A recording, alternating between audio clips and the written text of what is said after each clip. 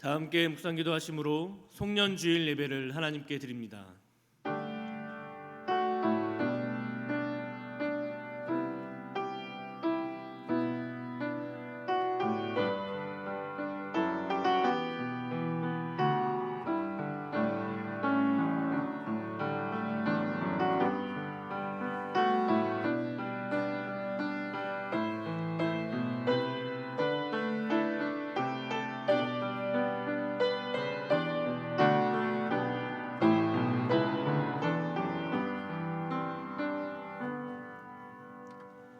너희는 유혹의 욕심을 따라 썩어져가는 구습을 따르는 옛사람을 벗어버리고 오직 너희의 심령이 새롭게 되어 하나님을 따라 의와 진리의 거룩함으로 지으심을 받은 새 사람을 입으라. 아멘. 인생의 생사와 복을 주관하시는 거룩하신 하나님, 오늘은 2020년을 마무리하는 마지막 주일입니다. 코로나19로 인해 온 교회 성도들과 이 나라 모든 백성들이 너무나 힘들었던 한 해였습니다. 그러나 뒤돌아보니 그 모든 위기와 역경 속에서도 하나님께서는 우리를 지키시고 인도해 주셨다는 사실을 깨닫습니다. 마음과 뜻과 정성을 다해 드리는 2020년 마지막 주일 예배를 기쁘게 받아주시고 주님께서 주시는 말씀과 위로 안에서 아름답게 한 해를 마무리하도록 인도하여 주옵소서. 감사드리며 예수님의 이름으로 기도합니다. 아멘.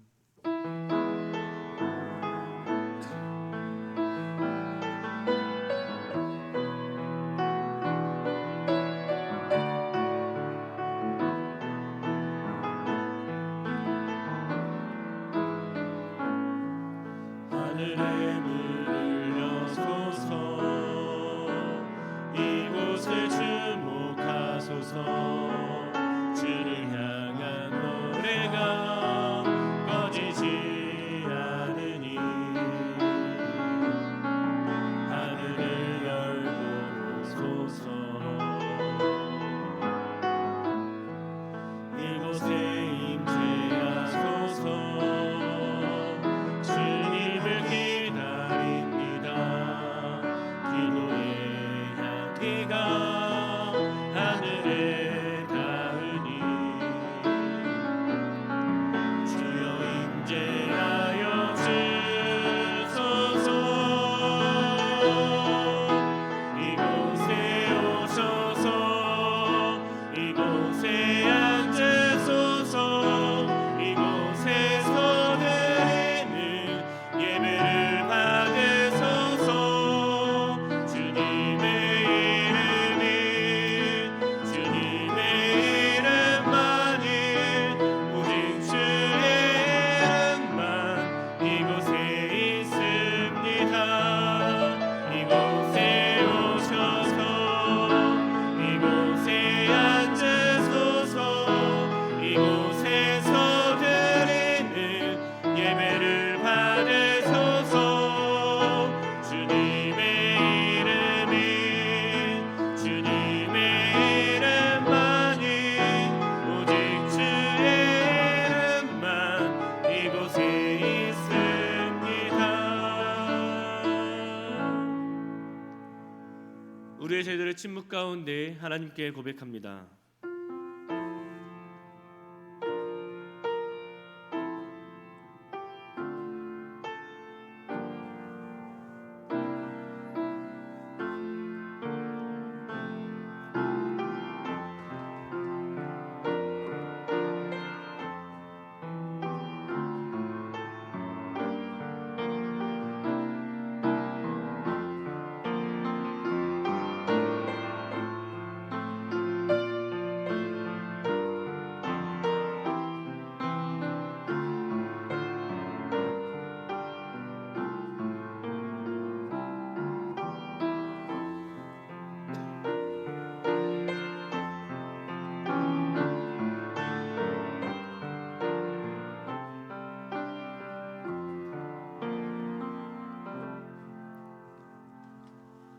작은 자야 안심하라, 내 죄의 사함을 받았느니라. 아멘. 사도신경으로 우리의 신앙을 고백합니다. 나는 전능하신 아버지 하나님, 천지의 창조주를 믿습니다. 나는 그의 유일하신 아들 우리 주 예수 그리스도를 믿습니다. 그는 성령으로 잉태되어 동정녀 마리아에게서 나시고 본디오 빌라도에게 고난을 받아 십자가에 못 박혀 죽으시고 장사된 지 사흘 만에 죽은 자 가운데서 다시 살아나셨으며 하늘에 오르시어 전능하신 아버지 하나님 우편에 앉아 계시다가 거기로부터 살아있는 자와 죽은 자를 심판하러 오십니다.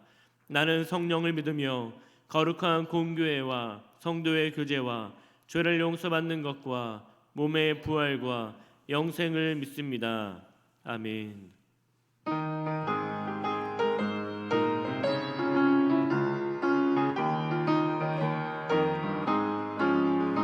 내가 매일 기쁘게 술래의 길을 감은 주의 팔이 나를 안보함이요 내가 주의 큰 복을 받는 참된 비결은 주의 영이 함께함이라 성령의 계시네 할렐루야 함께하시네 좁은 길을 걸으며 밤낮 기뻐하는 것 주의 영이 함께함이라 전에 죄에 빠져서 평안함이 없을 때 예수 십자가의 공로 힘입어 그 발 아래 엎드려 참된 평화 얻음은 주의 영이 함께함이라 성령의 계시네 할렐루야 함께하시네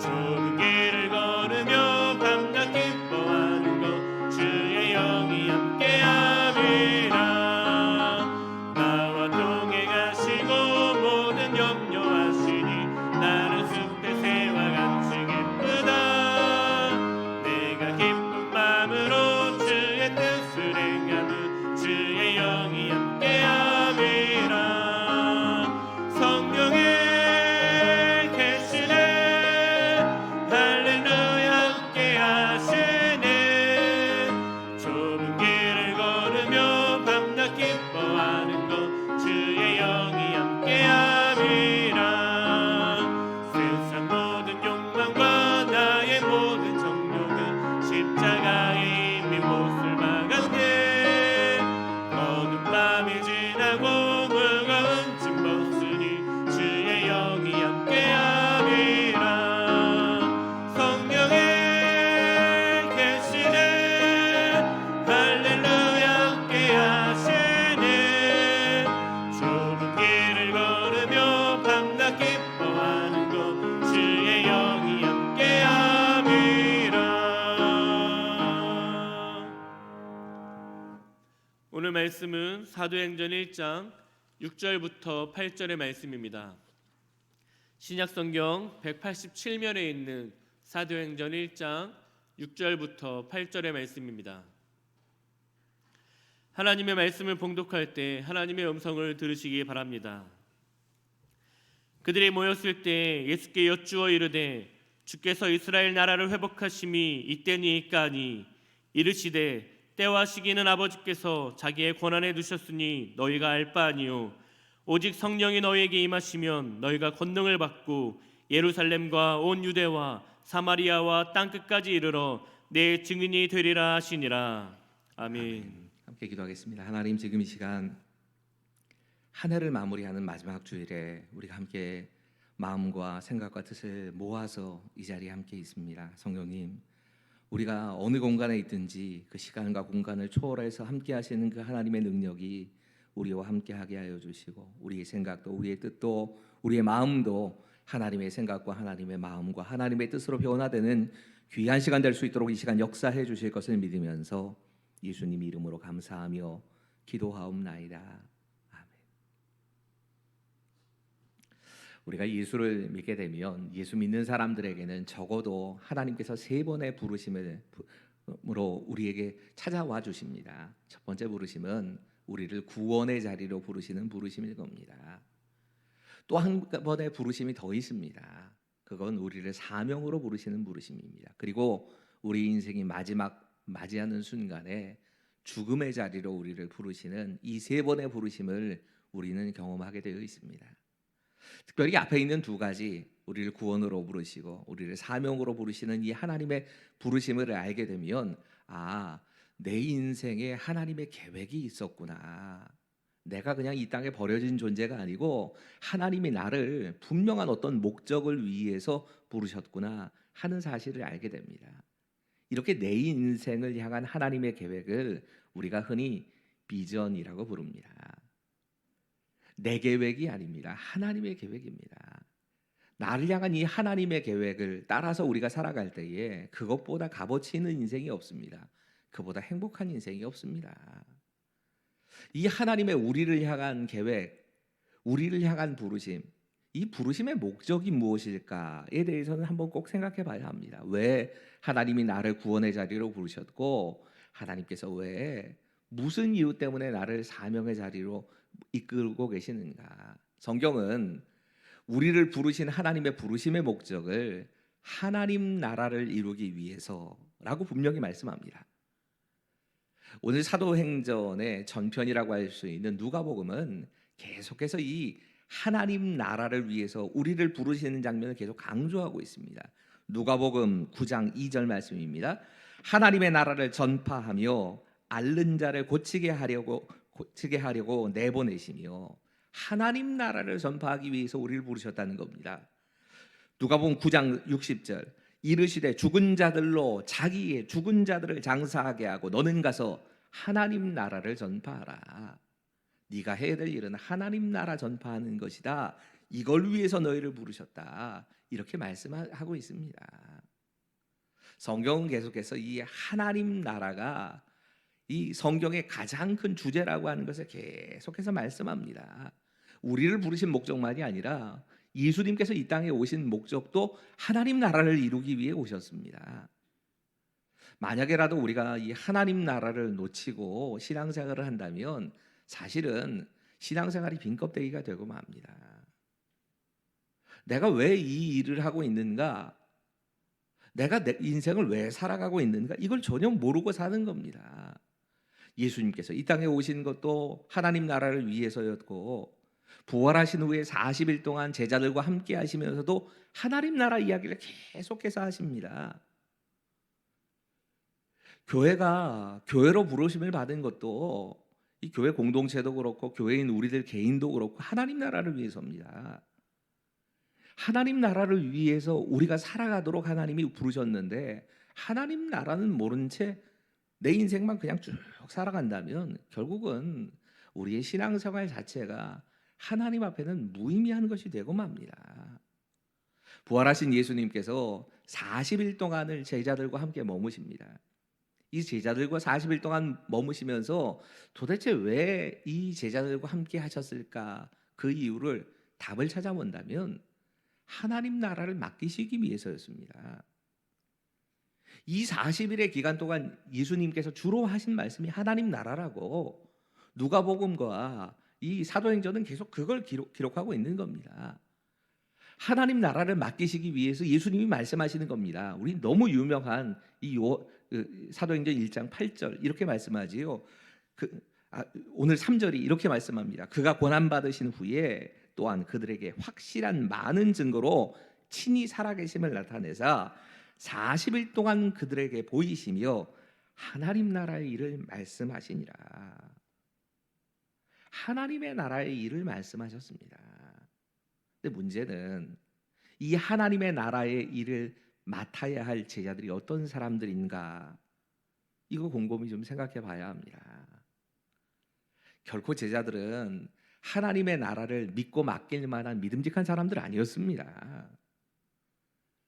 예수님과 적어도 공생의 시간 3년이라고 하는 시간 동안에 제자들이 예수님과 함께 먹고 마시고 실물 교육을 하며 현장 학습을 하면서 예수님으로부터 제자 훈련 받았습니다. 이 세상에 어떤 제자 훈련도 예수님이 직접 하시는 제자 훈련보다 더 훌륭한 제자 훈련은 없을 겁니다. 예수님과 함께 살면서 제자 훈련을 했습니다. 하지만 정작 중요한 순간에 그의 스승이시고 구세주이신 예수님께서 십자가를 지시는 그 순간에 제자들 다 도망갔습니다. 수제자라고 하는 베드로는 자신의 목숨이 아까워서 그럼 별로 그렇게 영향을 끼칠 만한 사람도 아닌데 이름 없는 소녀 앞에서 예수님 모른다고 부인을 하고 저주하기까지 합니다. 다른 제자들도 마찬가지입니다. 제자들 가운데 어느 누구도 예수님의 십자가를 온전하게 따라간 사람은 없습니다. 여러분, 이런 제자들, 이 실패한 제자들, 비겁한 제자들, 실패하고 실수하고 연약함을 그냥 그대로 드러냈던 이 제자들에게 예수님께서 사명을 맡기신 겁니다. 이 사명을 맡기실 때에 좀 특별하게 맡기십니다. 오늘 1장 8절 이렇게 말씀하지. 오직 성령이 너희에게 임하시니 너희가 권능을 받고 예루살렘과 온 유대와 사마리아와 땅 끝까지 이르러 내 증인이 되리라 하시니라. 여러분, 생각을 해봐야 합니다. 제자들이 부족하다 하지만 우리와 제자들을 비교할 때 제자들이 정말 우리의 비난을 받아야 할 만큼 부족한 사람들이었을까요? 우리가 그들보다 더 나은 사람들입니까? 여러분, 우리가 진짜 끝까지 믿음을 지키겠다고 철석같이 약속하고 그런 믿음을 지키지 못해서 결국에는 실족하고 예수님을 부인하고 도망가 버린 베드로 그리고 그 제자들보다 더 믿음이 좋다고 말할 수 있을까요? 예수님께서 십자가에 대해서 말씀하시고 이제 6월절에 올라가면 내가 죽음을 나가게 될 것이다 이렇게 말씀하시는데 이번에 예루살렘에 올라가면 내가 예수님 오른편 차지하겠다 왼편 차지하겠다 이것 가지고 싸우고 다투던 그 제자들보다 우리가 더 좋은 믿음과 훌륭한 인격을 가지고 있는 사람들일까요? 우리가 그들을 비난할 자격이 있습니까? 여러분, 정직하게 우리의 삶을 돌아본다면 우리는 제자들보다 나을 게 없습니다. 아니, 더 정확하게 말하자면 우리는 제자들보다 못해도 한참 떨어지는 사람들입니다. 나을 게 하나도 없습니다. 그런 제자들에게 예수님께서 이 제자들에게 사명을 맡기시면서 너희는 이걸 준비해야 돼 라고 말씀하신 겁니다. 이걸 기다려라, 준비하고 기다려라 말씀하셨다면 우리에게도 똑같이 말씀하실 겁니다. 우리가 인생을 살아가면서 진짜 가치 있는 하나님의 나라를 위해서 살려고 하는 우리에게, 사명을 따라 살려고 하는 우리에게 너희에게도 준비가 필요하다 말씀하십니다. 여러분, 준비 없이 하나님의 나라를 위해 일할 수 없습니다. 하나님께서는 분명히 우리를 부족한데도 불구하고 불러주십니다. 그리고 써주십니다. 하지만 준비 없이 감당하게는 안 하십니다. 우리가 준비가 전혀 되지 않았는데 일반적으로 우리가 생각하는 복이다 하는 것들, 내가 정말 원하고 이것만 있으면 문제가 해결될 것이다 하는 것들이 주어지면 우리 망합니다. 그게 좋을 것 같지만 사실은 내가 준비되지 않은 상태에서 물질이 주어지면 그 물질 때문에 내 영혼이 망하고 내가 망합니다. 내가 전혀 준비되지 않은 상태에서 갑자기 건강이 회복되면 그 건강 때문에 망하는 사람 많습니다. 마찬가지입니다. 하나님께서 우리에게 사명을 맡기시려고 합니다. 정말 큰 사명, 작은 사명 우리에게 맡기시려고 하는데 준비 없이 그 일을 맡기시면 그 사명 때문에 오히려 내가 망가진다는 걸 아십니다. 오늘 본문은 이 송년주의를 맞이해서 1년을 돌아보는 이 한 주를 맞이하고 새해를 준비하는 오늘 우리에게 무슨 준비가 필요한가를 말씀하십니다. 첫 번째 오늘 메시지는 이겁니다. 같이 읽지요. 시작. 지금 나에게 필요한 것은 성령님이 내 삶에 임하시는 것입니다. 여러분, 우리가 어떻게 해야 하나님이 원하시는 삶, 하나님이 기뻐하시는 삶을 살 수 있을까? 8장 앞부분은 이렇게 말씀합니다. 오직 성령이 너희에게 임하시면 너희가 권능을 받고, 내 힘으로 되는 게 아니라는 겁니다. 내가 결단한다고 결심한다고 되는 일이 아니라는 겁니다. 오직 성령의 권능을 힘입어야, 우리의 삶에 성령께서 찾아오셔야, 성령의 충만함을 받아야 그 모든 일들이 가능하다는 겁니다. 4절 5절에서 예수님께서 이렇게 말씀하십니다. 사도들과 함께 모이사 그들에게 분부하여 이르시되 예루살렘을 떠나지 말고 내게서 들은 바 아버지께서 약속하신 것을 기다리라. 요한은 물로 세례를 베풀었으나 너희는 몇 날이 못되어 성령으로 세례를 받으리라 하셨느니라. 여러분, 이 말씀에 의지해서 제자들이 마가의 다락방에 모여서 예수님을 기다리면서 기도한 겁니다. 여러분, 우리가 달라지고 변화되기 위해서, 우리가 하나님께서 맡기신 사명을 감당하기 위해서 우리에게는 반드시 성령님을 모시는 순간이 필요합니다. 성령의 충만함이 필요합니다. 그러면 당연히 따라와야 되신 분이 있지요. 어떻게 우리가 성령 충만할 수 있습니까? 내 안에 어떻게 성령님을 모시고 살 수 있습니까?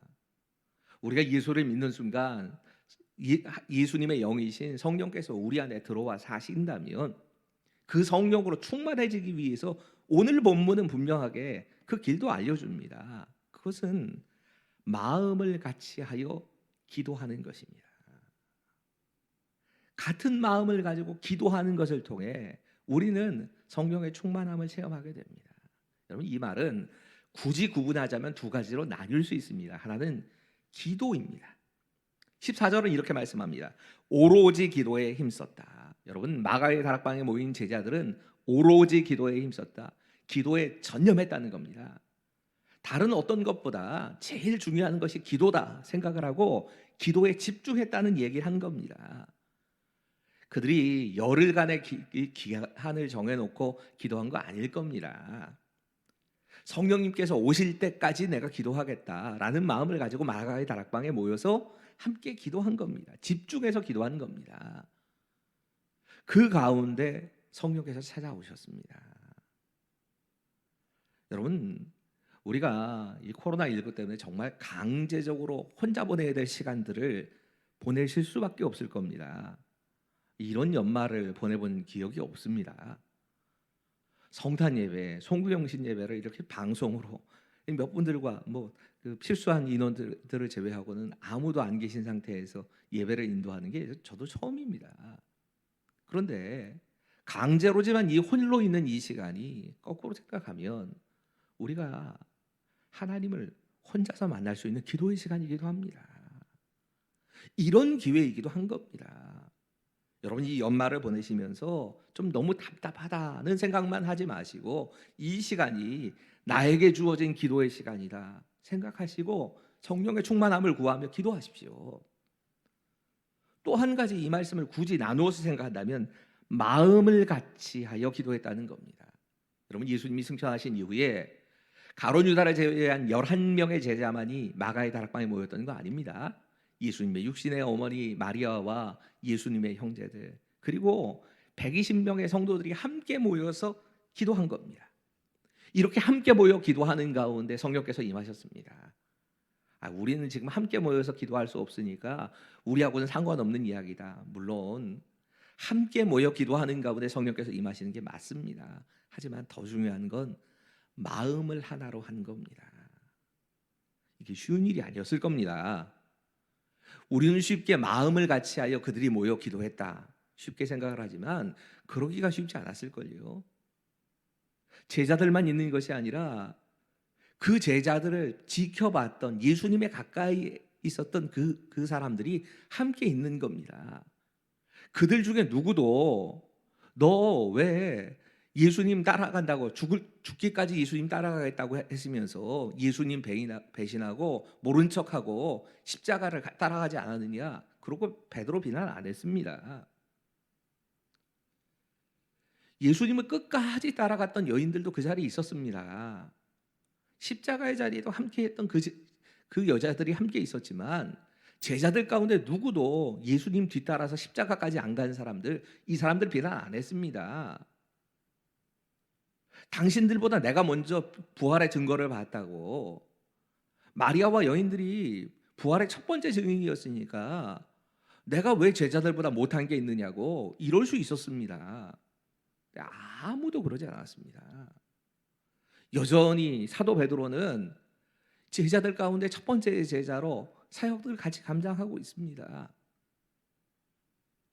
사도 가룟 유다를 제외한 나머지 사도들이 지금 이 기도회를 이끌고 가고 있습니다. 비난하지 않았습니다. 누구 탓하지 않았습니다. 여러분, 하나 된다는 말을 할 때는 반드시 이게 포함되어 있는 겁니다. 우리에게 성령의 충만함이 필요하다 이야기합니다. 성령의 충만함, 성령께서는 하나됨의 영이시기 때문에 하나됨이 깨어진 자리에 함께하지 않으십니다. 물론 거꾸로 성령께서 우리에게 임하실 때에 하나됨이 이루어지는 것도 맞지만 반대로 생각해 보면 하나됨이 깨어지면 성령께서 우리와 함께 안 하십니다. 우리가 하나 되기 위해서 함께 마음을 맞추어서 기도하기 위해서 반드시 필요한 것이 이겁니다. 서로 탓하지 마십시오. 저 사람 문제 때문이라고. 자꾸 다른 사람의 실수를 드러내려고 하지 마십시오. 하나님은 우리의 삶에 하나됨의 영이신 성령을 보내기 원하십니다. 그 성령님께서 우리의 삶에 찾아오셔서 우리를 다스리시고 인도하실 수 있도록 이 연말을 보내시면서 기도에 힘쓰고 우리가 마음을 하나 되게 해서 내가 서 있는 자리에서 예수님을 만날 준비, 성령께서 우리를 다스리시는 이것을 준비하는 시간이 되시기 바랍니다. 두 번째로 오늘 본문에서 우리가 준비해야 될 것을 이렇게 말씀하고 있습니다. 같이 읽지요. 시작. 나의 생각을 하나님의 생각과 맞추어야 합니다. 오늘 6절이 이렇게 말씀합니다. 그들이 모였을 때에 예수께서 여쭈어 이르되 주께서 이스라엘 나라를 회복하심이 이때니까 하니. 여러분, 제자들이 지금 이스라엘 나라를 회복하실 때가 이때입니까? 라고 묻고 있습니다. 여러분, 이 질문이 제자들에겐 굉장히 중요한 질문이었습니다. 우리가 상상하는 이상으로 이 질문을 참 중요하게 생각을 했습니다. 당시에 이스라엘이라고 하는 나라는 예수님이 오시기 전까지 수백 년의 시간 동안을 다른 나라의 식민지로 살았습니다. 나라 뺏기고 살았습니다. 그런 이스라엘 사람들에게 메시아가 오시기만 한다면 반드시 이스라엘이 정치적으로 회복될 것이다. 식민지에서 독립해서 이제 나라로서 그럴듯한 나라를 갖추고 살게 될 것이다. 이게 당시의 이스라엘 백성들이라면 누구나 가지고 있는 생각이었습니다. 메시아를 만나면 이제 이스라엘이라고 하는 나라가 회복될 것이다. 이 고통이 이제 끝날 것이다. 부활하신 예수님을 만났을 때 제자들이 그걸 질문한 겁니다. 예수님, 이때야말로 예수님께서 왕이 되셔서 이스라엘 나라를 회복하실 때가 된 겁니까? 우리가 기대하던 그 일이 드디어 벌어질 때가 된 겁니까?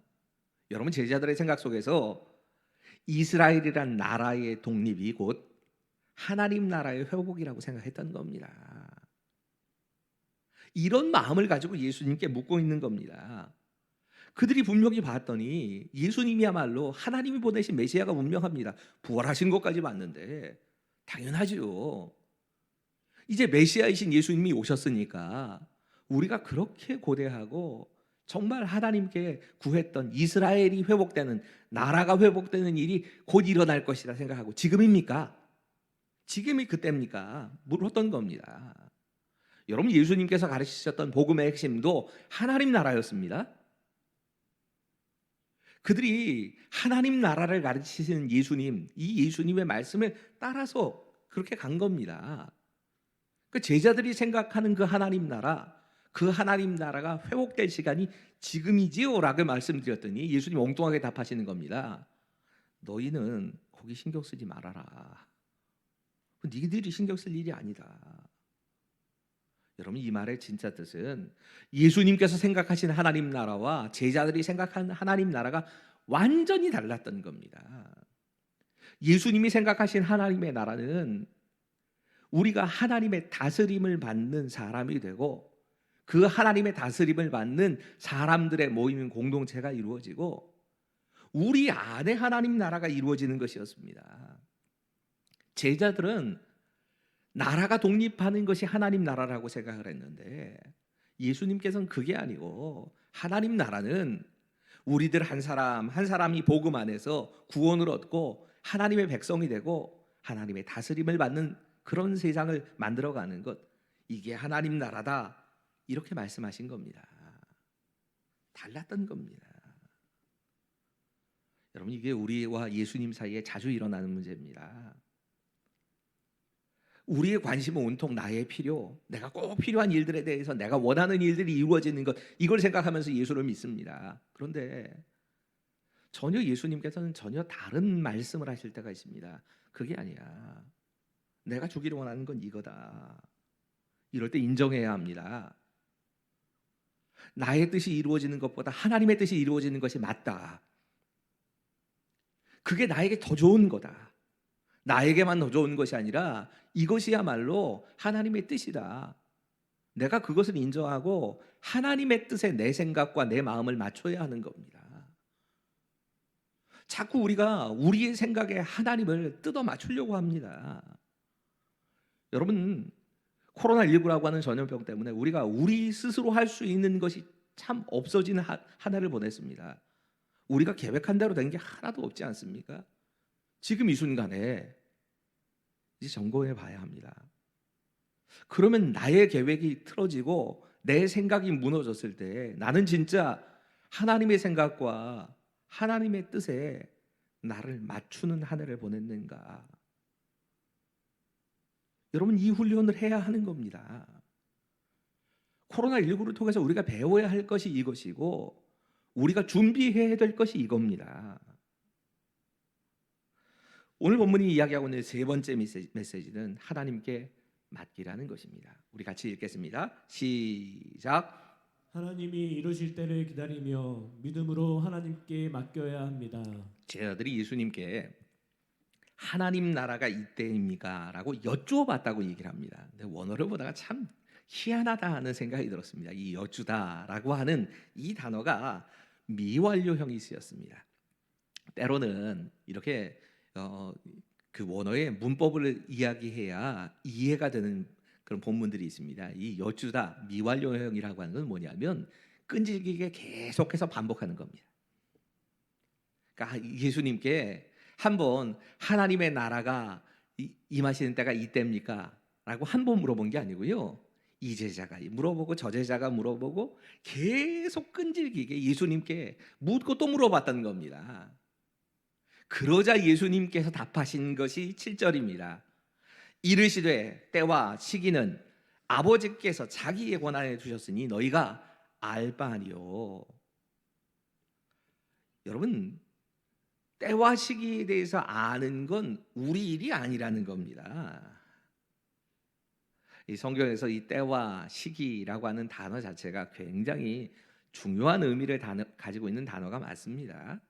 여기 때라고 번역되어 있는 크로노스라고 하는 말은 그냥 시간, 연대기적인 시간이라고 하는데 그냥 가만히 내버려 두면 지나가는 시간들 있지요. 가만히 내버려 두면 하루가 이틀 지나가고 1년 지나가고 2년 지나가고 10년 지나가는 이런 시간을 크로노스라고 씁니다. 여기 시기라고 번역되어 있는 기한 혹은 시기라고 번역되어 있는 카이로스라고 하는 시간은 그냥 시간이 아니고 특별한 시간입니다. 성경 속에서는 카이로스는 하나님이 일하시는 때, 그런 시간을 이야기할 때 카이로스라고 얘기를 합니다. 근데 예수님 말씀하십니다. 야, 시간이 그냥 흘러가고 있는데 그런 시간이든 아니면 하나님의 때이든 그건 너희하고 상관없어. 거기 너무 관심 갖지 말아라. 여러분, 우리가 하나님께서 나의 삶의 회복을 허락하시고 심판하시고 하는 이 시간에 대해서 지금이 그때가 아닙니까? 이걸 참 관심을 가지고 삽니다. 하지만 예수님께서는 야, 그건 니들이 상관할 일이 아니다 말씀하십니다. 우리가 피조물이라면 창조주 하나님 앞에 가져야 될 자세 가운데 하나가 이겁니다. 우리가 자꾸 하나님의 영역에 뛰어들어서 하나님 앞에 간섭을 하려고 합니다. 이래야 되는 거 아닙니까? 저러해야 되는 거 아닙니까? 하나님께 훈수 두고 싶어 합니다. 그게 아니라는 겁니다. 우리는 하나님의 결정을 존중하고 하나님의 섭리가 있다면 그 하나님의 때, 하나님의 섭리를 인정하고 가는 겁니다. 내가 오랜 시간 기다렸다고 해서 하나님의 때가 찬 거 아닙니다. 누군가가 기다리는 시간이 정말 짧은 것 같은데 그런데도 응답을 받는 것 같아서 배아파하실 필요도 없습니다. 그거 하나님께 속한 문제입니다. 내 거 아닙니다. 여러분, 우리 인생을 살아가면서 우리가 도무지 이해할 수 없는 문제들을 만날 때가 있지요. 예수 믿는 우리에게는 왜 없겠습니까? 왜 나한테 이런 일이 벌어졌을까? 어떻게 하나님이 살아계시다면 이런 일이 세상에 벌어질 수 있나? 이런 순간들이 우리의 삶에도 찾아옵니다. 어쩌면 코로나19 때문에 우리가 그런 시간 보낸 건지도 모릅니다. 어떻게 이런 일들이 전 세계에 다 퍼져서 하루에 몇만 명씩이 죽어가는 이런 일들이 계속 벌어질까? 우리 잘 이해가 안 갑니다. 그럴 때마다 우리 스스로가 하나님께 간섭하고 싶어 합니다. 하나님 이래야 되는 거 아닙니까? 하나님이 살아계시다면 이렇게 문제가 풀려야 되는 거 아닙니까? 이렇게 우리는 질문할 수 있습니다. 이 질문 자체가 잘못된 거 아닙니다. 그렇게 하나님을 향하여서 하나님 왜 이런 일이 벌어집니까? 라고 질문할 수 있습니다. 하지만 이 질문에는 깊이 먼저 있는 전제가 있습니다. 전제는 뭐냐면 우린 거룩하신 하나님, 창조주 하나님, 전능하신 하나님에 대해서 다 이해할 수 없다는 겁니다. 우리 이해 못합니다. 하나님이 설명해 주신다고 알 것 같지요? 모릅니다. 역사의 주관자이신 하나님의 뜻이 왜 이런 일들을 우리에게 허락하시는지 난 잘 모릅니다. 다 이해 못하는 겁니다. 다 이해 못해도 우리는 그 하나님을 의지하고 살아갈 수는 있습니다. 그 하나님을 믿고 따라갈 수는 있는 겁니다. 그럼 믿음이 진짜 뭡니까? 하나님이 다 알려주시니까 그 알려주시는 것을 따라서 사는 겁니까? 그거 아닙니다. 어쩌면 우리가 만나는 모든 문제들이, 정말 많은 문제들이 천국에 가서 하나님 만나봐야 그게 그런 뜻이었구나, 이렇게 끄덕거리면서 알 수 있는 문제들이 정말 많습니다. 우린 모릅니다. 하지만 하나님이 왜 그러셨는지는 모르지만 우리는 하나님을 의지하고 하나님 믿고 소망을 품고 따라갈 수는 있는 겁니다. 복음전도자로 유명한 벤스 헤브너라고 하는 분이 계십니다. 이분이 자신의 아내가 갑작스러운 병에 걸려서 세상을 떠나갔을 때 정말 어마어마하게 실망을 한 모양입니다. 복음을 전하던 전도자가 그런 감정까지 가졌다니 참 이해가 잘 안 되는데 죽고 싶었답니다. 아내를 따라서 죽고자 하는 마음이 이 벤스 헤브너에게 있었답니다. 이 시간들을 기도하면서 하나님의 은혜로 잘 버티고 지나가는 후에 그가 이렇게 글을 씁니다. 우리가 하나님의 보좌 앞에 최종적으로 설 때에 우리가 궁금했던 모든 수수께끼들이 확실히 풀릴 것이다. 우리가 지금 믿음으로 믿는 모든 것들이 명백하게 밝혀질 것이다. 하나님의 영원하신 뜻 안에서 모든 것이 합력하여 선으로 바뀔 것이다. 우리는 더 이상 하나님이 왜 이런 일이 일어나는 겁니까? 질문하지 않을 것이며 우리의 한숨은 할렐루야로 바뀔 것이다. 모든 물음표가 즉시 펴져서 감탄부호로 바뀔 것이다. 슬픔은 찬송으로 변하고 고통은 찬양 가운데 사라질 것이다. 여러분, 예수님 분명히 이렇게 말씀하십니다. 때와 기한은 나에게 속한 것, 하나님께 속한 것이지 너희들 문제가 아니라. 여러분, 이 말씀은 결국 우리에게 우리의 삶에 일어나는 이해할 수 없는 문제들에 대해서 내가 왜 이런 일을 겪어야 하는지에 대해서 하나님께 맡기라는 얘기입니다. 우리는 계속해서 지금이 그때가 아닙니까? 응답과 허락의 때를 우리 스스로가 정해놓고 지금 이 바로 하나님 응답하셔야 될 때입니다. 참견하고 싶어합니다. 나의 때가 아닙니다. 하나님이 원하시는 때입니다. 여러분, 모든 것을 하나님의 계획 그리고 하나님의 섭리에 맡기고 믿음으로 소망을 가지고 감사함으로 기다리는 것, 이것이 우리가 해야 될 일입니다. 오늘 본문의 마지막 메시지입니다. 같이 읽겠습니다. 시작. 지금 내가 해야 할 것은 하나님의 나라의 확장과 복음의 역사입니다. 다시 한번 8절의 말씀입니다. 오직 성령이 너희에게 임하시면 너희가 권능을 받고 예루살렘과 온 유대와 사마리아와 땅 끝까지 이르러 내 증인이 되리라 하시니라. 여러분, 하나님의 일을 하나님께 맡기는 것, 이것이 믿음입니다. 그런데 동시에 이 하나님이 하셔야 될 일을 내가 하겠다고 넘어서는 게 불신앙인 것처럼, 동시에 하나님께서 네가 해야 돼 라고 말씀하시는 것에 대해서 그걸 내가 감당하지 않고 하나님께 떠넘겨버리는 불신앙도 있습니다. 여러분, 하나님께서 이건 네가 해야 될 일이야 라고 던져주셨는데 내가 하지 않는 건 신앙 아닙니다. 불신앙입니다. 늘 우리 문제는 이겁니다. 하나님께서 하셔야 될 일에 대해서 내가 자꾸 간섭하고 싶어 합니다. 반대로 하나님이 이거 네가 해야 될 일이야 말씀하시는데 내가 할 일에 대해서는 자꾸 하나님께 떠넘겨 버립니다. 여러분, 오늘 본문의 말씀은 이렇게 말씀합니다. 오직 성령이 임하시면 너희는 내 증인이 되라. 성령이 임하시는 것만 있는 게 아니라 예수님은 우리에게 예루살렘과 온 유대와 사마리아와 땅 끝까지 가서 내 증인이 되라, 이 일을 감당해라 라고 말씀하십니다. 우리의 관심을 이제 하나님 나라에 두고 살고 복음을 증거하는 일에 두고 살라고 말씀하시는 겁니다. 오해하지 마십시오. 모든 거 다 때려치우고 개인적인 삶의 문제를 해결하는 거나 뭐 이런 거 다 때려치우고 하나님 나라만을 위해서 살아야 된다, 지금 그렇게 말씀드리는 건 아닙니다. 하나님이 진짜 원하시는 건, 지금 이 말씀에서 진짜 원하시는 건 너희들의 관심이 바뀌어야 되고 너희들의 삶이 바뀌어야 된다고 말씀하신 겁니다. 지금까지는 내가 먹고 사는 문제에 대해서만 온통 관심을 가지고 살았습니다. 내 문제 해결하는 게 최우선이 돼서 여기에다만 관심 가지고 살았다면 이제 우리의 삶의 질문 자체가 바뀌어야 된다는 겁니다. 그러면 이 일이 하나님 나라를 위해서 어떻게 유익이 될까? 하나님께 영광을 돌리는데 내가 지금 어떻게 행동을 해야 될까? 어떻게 말해야 될까? 지금 내가 하는 말과 행동이 복음을 증거하는데 도움이 될까? 이걸 생각하면서 모든 것을 맞추고 살라는 겁니다.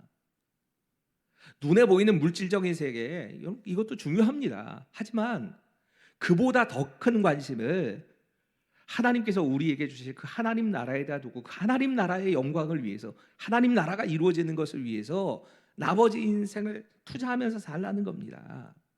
땅 위에 이스라엘이 독립하는 것도 중요합니다. 이거 중요한 문제입니다. 하지만 그보다 더 큰 문제는, 너희의 삶의 더 큰 문제는 하나님 나라다. 땅 끝까지 가서 복음을 증거하는 것이다. 하나님의 뜻이 이루어지는 세상을 만들어가는 것이다. 지금 이 말씀을 하시는 겁니다. 여러분, 우리가 존재하는 이유도 여기에 있습니다. 내가 이 땅에 살아가는 진짜 이유가 하나님 나라라면 나는 하나님 나라를 위해서 사는 겁니다. 교회가 존재하는 이유도 마찬가지입니다. 교회는 교회를 유지하기 위해서 존재하는 거 아닙니다. 교회가 그 자리에 그냥 있어야 될 이유는 복음이 증거되기 위해서, 하나님 나라를 이루기 위해서 있는 겁니다. 우리가 하나님 나라를 위해서 존재하지 않는다면 교회는 있지만 하나님 뜻과는 아무 상관없는 겁니다. 교회가 복음을 증거하는 사명을 감당하지 못한다면, 선교하는 일을 감당하지 못하면, 교회가 다음 세대를 믿음으로 키우는 일을 감당하지 못하면 교회로서의 목적 자체가 없어진 겁니다. 교회가 아닌 겁니다. 여러분, 개인도 마찬가지입니다. 내가 하나님 나라를 위한 삶이 아예 사라져버렸다면 이 땅에 그냥 때우고 있는 거죠. 진짜 시간 때우는 겁니다. 아무런 의미 없이 흘러가는 시간을 보내고 있는 겁니다. 우리의 목적은 복음을 증거하고 하나님 나라를 세우는 것을 위해 존재합니다. 여러분, 지금 하나님께서는 내가 가지고 있는 문제에 대해서 아예 관심 갖지 말고 그거 상관없이 그냥 다 내팽개치고 살아라고 말씀하시는 게 아닙니다. 진짜 이 말씀은 너는 하나님 나라의 모든 관심을 가지고 하나님 나라를 위해서 살고 내가 너의 인생을 책임진다. 이 말씀 진짜 하신 겁니다. 대영제국, 흔히 세계 최강대국인 이 대영제국을 다스리던 엘리자베스 1세라고 한 여왕이 있습니다. 아마 대영 제국의 최고의 전성기 가운데 하나가 이 여왕이 다스리던 때일 겁니다. 하루는 이 자신의 한 사업가를 불러가지고는 여왕이 이렇게 이야기를 했답니다. 여보시오, 나를 위해서 그리고 영국을 위해서 내가 보내는 나라에 가서 이런 일을 좀 해주십시오 라고 보낸 겁니다.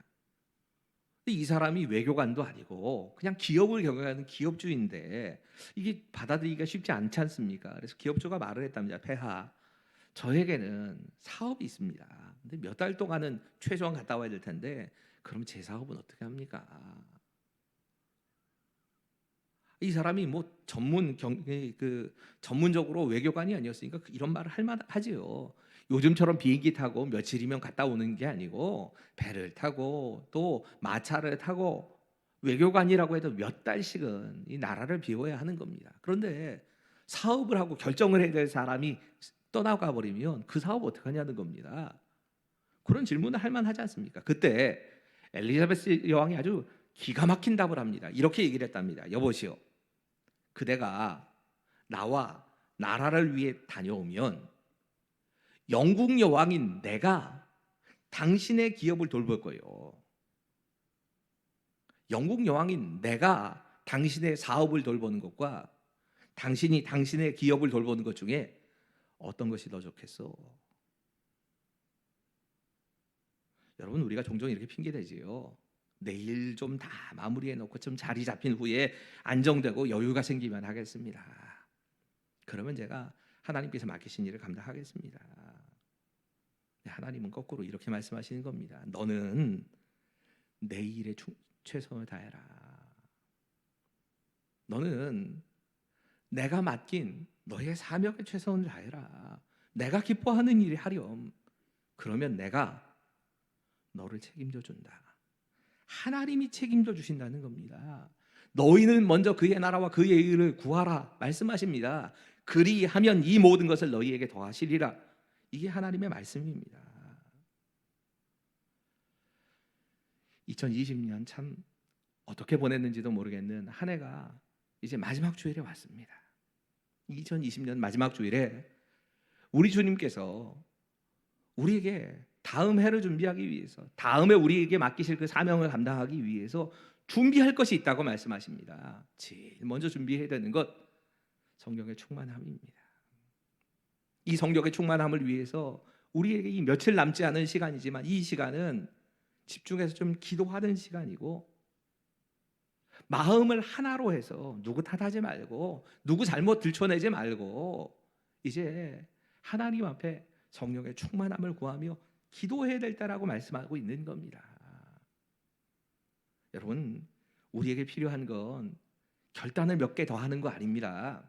내가 내년 이렇게 살아야지, 이거 중요하지만 그것보다 우선해야 되는 건 성령으로 하나가 되는 것, 성령으로 채워지는 겁니다. 우리의 삶에 때로는 우리가 예상하지 못한 사건, 사고들이 일어납니다. 도무지 왜 이런 일이 일어났는가 이해가 잘 안 될 때가 있습니다. 그때 우리가 해야 되는 건 하나님의 이 일에 간섭하는 게 아니고 하나님께서 하실 일은 하나님께 맡겨드리고, 우리가 진짜 해야 되는 건 하나님 앞에 소망을 품고 잠잠하게 하나님의 뜻을 구하는 겁니다. 하나님을 의지하는 겁니다. 하나님께서 때로는 이거 네가 해야 돼 하시는 말씀이 있습니다. 하나님은 우리에게 하나님 나라의 일을 감당하라고 말씀하십니다. 이것이 우리가 해야 될 일입니다. 그건 하나님께 떠넘기면 안 되는 겁니다. 너에게 증인되라 라고 말씀하시는 이 하나님의 음성을 우리가 듣고 그 하나님의 계획에 나를 맞추면서 내게 맡겨진 그 자리에서 복음을 증거하고 하나님의 나라를 이루는 일을 위하여서 최선을 다하는 것, 이것이 오늘 2020년의 마지막 주일에 우리에게 주시는 하나님 말씀입니다. 기도하겠습니다. 하나님, 하나님의 계획이 무엇인지 잘 이해가 안 될 때가 많습니다. 우리가 다 이해할 수도 없겠지만 이해할 수 없는 그 하나님의 계획을 만날 때마다, 하나님께서 일으키시는 그 여러 가지 일들을 만날 때마다 우리가 하나님의 주권을 인정하고 하나님의 섭리를 인정하면서 하나님 의지하고 맡기는 삶이 있게 해 주시옵소서. 하나님께서 우리에게 너 이거 해야 돼라고 하시는 것, 그것이 무엇이든지 내게 맡겨진 사명에 최선을 다하게 하여 주시고 그 어떤 것보다 성령의 충만한 한 해를 보낼 수 있도록 준비하게 하여 주시옵소서. 주의 도우심과 은혜가 우리의 삶을 다스려 주실 것을 믿으며 예수님의 이름으로 감사하며 기도하옵나이다. 나의 생명 드리니 주여 받아주셔서 세상 살아갈 동안 찬송하게 하소서. 나의 보화 드리니 주여 받아주셔서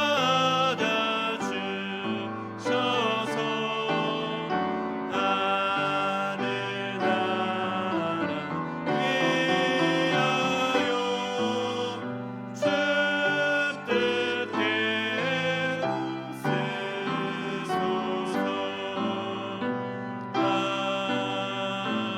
아멘. 하나님, 우리가 서 있는 그 자리에서 하나님의 영광을 벌을 수 있게 해 주시고 하나님의 뜻이 무엇인가를 분별할 수 있는 지혜도 허락하여 주시고 하나님의 생각과 하나님의 뜻에 나를 맞추어 가는 우리 모두가 될 수 있도록 주님 도와주시옵소서. 이런 결단과 함께 올 한 해의 마지막을 보내기 원하오니 주님 역사하여 주시고 주께서 우리에게 허락하신 이 시간들을 하나님의 뜻에 합당하게 아름답게 사용하며 하나님의 나라를 이루는 데 내가 쓰임 받는 인생 되게 하여 주시옵소서. 우리의 도움이 되시고 우리를 인도해 주시는 예수님의 이름으로 감사하며 기도하옵나이다. 아멘. 한 가지 광고를 제가 먼저 좀 드리고 나머지 광고 드리도록 하겠습니다. 교우동정에 있을 텐데요. 교육자 사임 광고입니다. 정수용 목사님과 한은미 전도사님께서 이 연말에 사임을 하시게 됐습니다. 평상시 같으면 이렇게 성도들 앞에서 나와서 인사를 하고 그렇게 사임 인사를 할 수 있을 텐데 그럴 수가 없어서 오늘 그 영상의 끝말미 혹은 아니면 뭐 영상으로 따로 하게 될 것 같은데 사임 인사는 영상 광고를 통해서 할 예정입니다. 예배가 다 끝난 후에 영상 광고를 통해서 정수용 목사님과 한은미 전도사님이 짧게지만 우리 영상으로 사임 인사를 하시겠습니다. 교회 소식입니다. 예배 안내입니다. 31일 송구영신 예배를 비대면으로 드립니다. 저녁 11시 유튜브 라이브로 함께 예배 드리시기를 바랍니다. 송구영신 예배 순서지가 필요하신 분은 곤지암교회 홈페이지 공지사항에서 다운받으실 수 있습니다. 계속해서 모든 예배를 비대면으로 드리고 있습니다. 곤지암교회 유튜브를 통해서 영상 예배를 드리실 수 있습니다. 코로나19 예방을 위한 생활방역 수칙을 잘 준수해 주시기를 바랍니다. 온라인 헌금 계좌 안내입니다. 온라인으로 예배를 드리시는 분들은 드리신 예물을 화면에 보이시는 계좌로 보내주시면 됩니다. 2021년 송영 찬송이 임재에서 내 삶에 들어온 주님의 말씀이라는 찬양으로 변경됩니다. 토요 예배 안내입니다. 2021년 대면 예배가 시작되는 대로 토요 예배를 시작하려고 합니다. 시간은 토요일 오후 5시 비전홀에서 드리도록 하겠습니다. 교회학교 진급식 영상이 12시에 곤지암교회 유튜브에 업로드됩니다. 진급하는 아이들의 본인들께서는 진급식 영상을 꼭 시청해 주시기를 바랍니다. 각 부서별 예산계획서를 1월 10일까지 재정부실로 제출해 주시기를 바랍니다. 1월 10일 2부 예배 후에 세가족실에서 회계감사 실시가 있습니다. 회계장부를 정리해서 제출해 주시기를 바랍니다. 2021년 기도 담당 변경 안내입니다. 2021년에는 1부 예배를 안수 집사님께서 3부 예배를 권사님께서 담당해 주시겠습니다. 역사의 흐름에 따라 1일 5장을 읽는 성경 읽기 1년 1독 프로그램을 신청을 받습니다. 신청하시는 분에게는 성경 듣기 음원을 제공하고 있습니다. 신청 기간은 12월 31일까지 오정현 장년교육부장님께 해주시기를 바랍니다. 고등학교 3학년 친구들의 입시 결과가 계속 나오고 있습니다. 계속해서 진학과 취업을 준비하는 학생들을 위해서 기도해 주시기를 바랍니다. 나눔입니다. 건사회 여전도회에서 70세 이상 어르신들을 위해서 떡을 준비했습니다. 이 떡은 이번 주 중 대면이 아니라 비대면으로 전달을 하도록 하겠습니다. 3여전도회에서 당남리교회의 어려운 소식을 들으시고 헌금해 주셨습니다. 김채규 장로님께서 교회학교를 위해서 색연필을 나눔해 주셨습니다. 모든 분들께 감사드립니다. 기부금 영수증 신청을 하기 원하시는 분은 일주일 전에 행정사무실로 신청해 주시기를 바랍니다. 다 함께 12월의 찬양 부르신 후에 담임 목사님 축도로 예배를 마칩니다.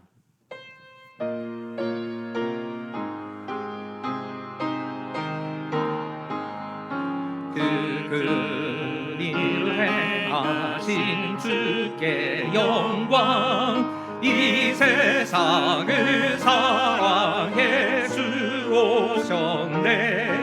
우리 죄를 위하여 죽으시자 저 영원한 생명 문 여시었네. 우리 주 높이세 귀한 말씀 듣고 우리 주 높이세 모두 기뻐하며 주 예수님이 입어 하나님께 그 행하신 그 역사 찬양하세.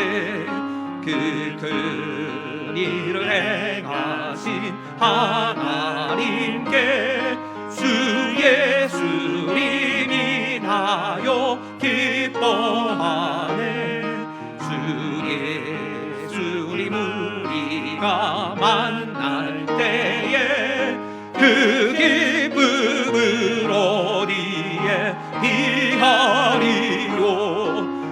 우리 주 높이세 귀한 말씀 듣고 우리 주 높이세 모두 기뻐하며 주 예수님이 믿어 하나님께 그 행하신 그 역사 찬양하세. 이제는 우리 주 예수 그리스도의 은혜와 하나님의 사랑하심과 성령의 감화 감동 역사 교통하심이 지금 이 자리에 함께 머리를 숙인 우리 모두의 가정과 삶 가운데 지금부터 영원까지 함께 하시기를 간절히 축원하옵나이다. 아멘.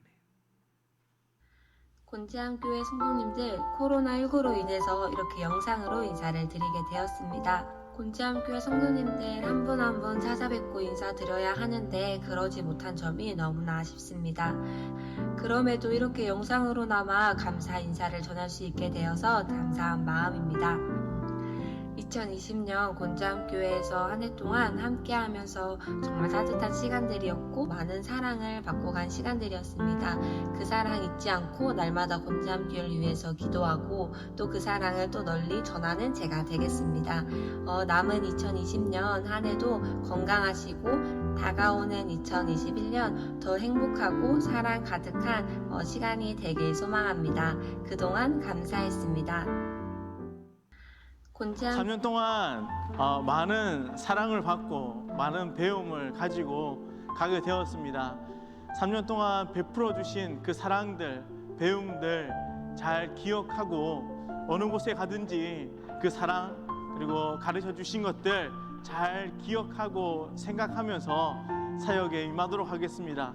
그동안 3년 동안 가르쳐 주시고 사랑해 주셔서 진심으로 감사합니다.